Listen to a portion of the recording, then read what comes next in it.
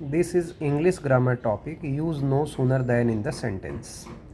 When the question is asked, use no sooner than in the sentence. So we have to remember. First, we have to write the no sooner. The topic is use no sooner than in the sentence. If the question is asked, use no sooner than in the sentence. First, we have to write the no sooner. Then we have to write the helping verb. Helping verb we know that is, am, are, was, were, has, have, had. These are the helping verb. Thereafter we have to write the subject. After subject we have to write the main verb. Thereafter, where there is the comma, sentence is separating, write then and other word. What is the remaining word? In this way we can use the no sooner than. Now see the example and let me explain.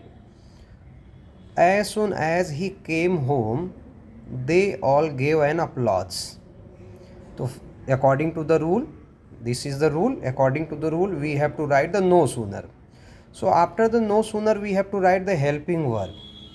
But there is no helping verb in the sentence. In such condition, okay, see that first we have to write no sooner, then we have to write the helping verb, but there is no helping verb in the sentence. In such condition, we have to see the main verb. He क्या subject है, came is the main verb.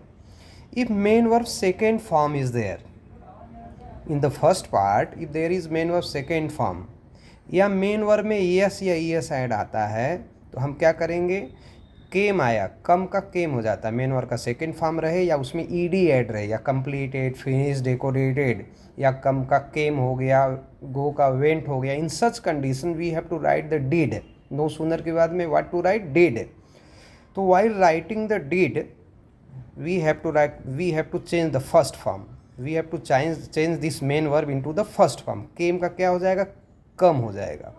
And where there is the comma, sentence is separating, हमको यहाँ क्या लगाना, then लगाना है. New sentence is forming here. यहाँ पे क्या लगाना, TSA, then remaining words.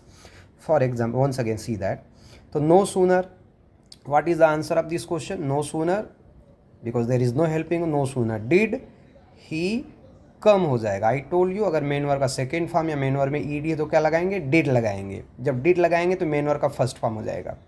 No sooner did he come home then they all gave an applause. Then they all gave an applause. Now see the next question. As soon as the bill is passed, it will become an act. So first we have to write the no sooner according to the rule. No sooner, thereafter we have to write the helping. तो see in the first part में helping verb is there, yes, is मिल गया, is the helping verb. तो हमको क्या लिखना है, no sooner is the bill passed. If helping verb is available, no changes in the main verb. तो first we have to write no sooner is the bill passed, जहाँ पे comma है वहाँ पे क्या लिखेंगे, TSAN, then and remaining word, it will become an act. Now see the next question. As soon as the thief escaped, the family informed the police. So according to the rule, first we have to write the no sooner, thereafter we have to write the helping verb. So see the first part, is there a helping verb? No helping verb. If helping verb is not there, then see the main verb. तो मैंने बोला main verb का क्या है, उसमें ED जुड़ा है. Main verb का सेकेंड फॉर्म है, मेन वर्ब में ईडी है, तो हम क्या लगाएंगे, नो सूनर के बाद में डिड लगाएंगे. वाइल राइटिंग द डिड, हमको जो मेन वर्ब है उसका फर्स्ट फॉर्म कर देंगे.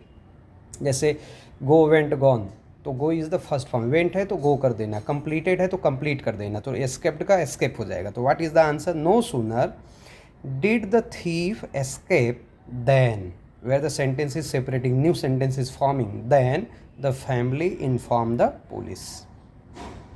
Now see the next question. As soon as you have finished you can submit your answer paper.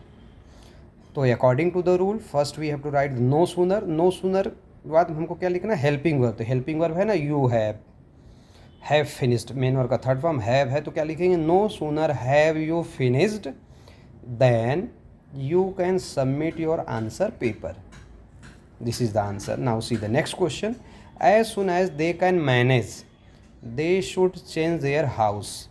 तो according to the rule, first we have to write the no sooner. No sooner के बाद में हमको क्या लिखना है, helping verb. तो first part में we have to find out the helping verb.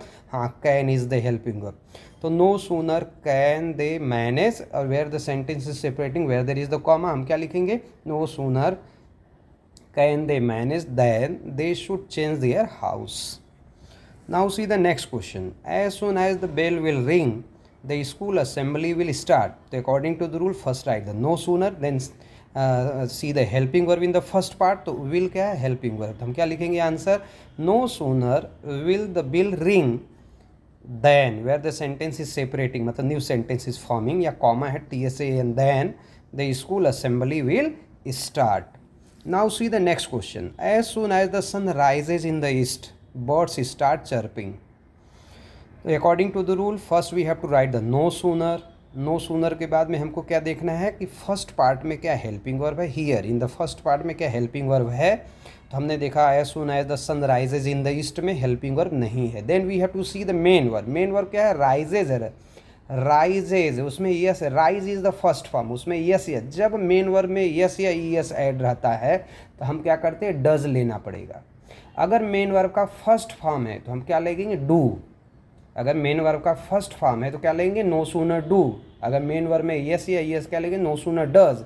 जब डज लेंगे तो इस मेन वर्ब का फर्स्ट फॉर्म कर देंगे. जैसे राइजेज है तो राइज हो जाएगा, राइट्स है तो राइट हो गया, प्लेज है तो प्ले हो जाएगा. So no sooner does the sun rise in the east then birds start chirping. बराबर, this is the answer. Now see the next question. As soon as the teacher entered the class all stood up. तो according to the rule first we have to write the no sooner, thereafter we have to write the helping verb. तो हमको देखना first part में helping verb है क्या? नहीं है. The teacher entered क्या है? Main verb. मेन वर्ब क्या है? एंटर्ड. तो I told you that if main verb second form या मेन वर्ब में ईडी है तो क्या लगाना है? Did. While taking the did जब लेंगे तो उस मेन वर्ब का दिस मेन वर्ब का फर्स्ट फॉर्म कर देंगे. तो क्या लिखेंगे? No sooner did the teacher enter the class. और कॉमा जहाँ लगा वहाँ पे क्या लगाना? TSA. And then remaining word. तो देन ऑल स्टूड अप. तो कोई नो एज सुन एज ही आता है या कुछ और भी आता है. Anything something else also comes when the sun was set. तो don't worry about that. First you have to write the no sooner. No sooner मतलब when the sun was set, no sooner was the sun set. In this way we can write. Now see the next one. As soon as ही sensed danger he fled away. तो according to the rule first we have to write the no sooner.